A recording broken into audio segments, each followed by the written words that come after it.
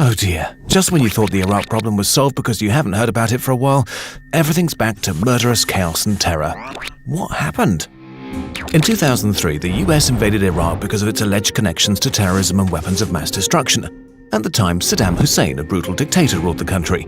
He was part of the Sunni minority and suppressed the Shia majority. Iraq was conquered fairly quickly, but the US had no plan for the country. The until then suppressed Shia majority took over and began oppressing the Sunnis because suppressing other faiths has proven to be such a good idea. Unsurprisingly, a Sunni rebel uprising began and terrorist groups like Al-Qaeda trickled into Iraq, and local forces, often former Sunni military, began fighting the US troops and the newly formed Iraqi state, peaking in a bloody civil war in 2006.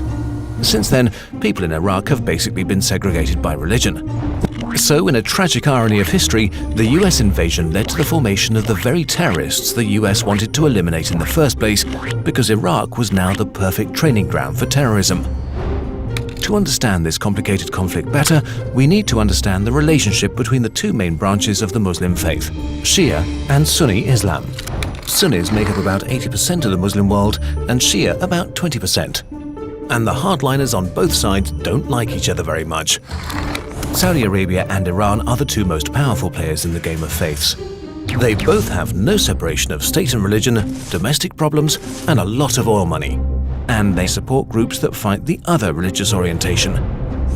And one of those terror organizations supported by Saudi Arabia was the Islamic State in Iraq, or ISI for short.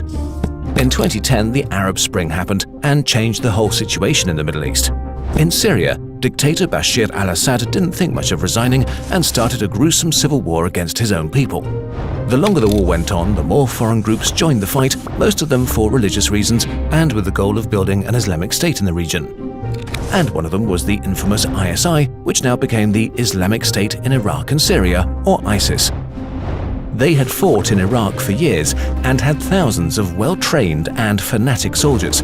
They already quasi-controlled parts of northern Iraq and were very determined to build their religious state. And they changed the game in Syria like no one expected.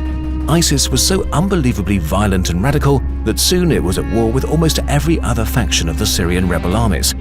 They attacked and killed members of other Muslim terrorist groups. In the territories they controlled, they built an Islamic State with rules so strict that even the hardliners of Al-Qaeda and Saudi Arabia were shocked and withdrew their support. ISIS has been accused of responsibility for multiple massacres against civilians, countless suicide bombings, the hostage-taking of women and children, the execution of their prisoners and beheadings. All kinds of medieval horrors we would rather not have to illustrate. And this lovely gathering of human beings recently decided it was time to take more territory in Iraq. Since the US left Iraq, the Shia Prime Minister Nouri al-Maliki has monopolized power and discriminated against Sunnis wherever possible. The government of Iraq is widely regarded as being corrupt, incapable, and it's certainly hated by a large part of its citizens.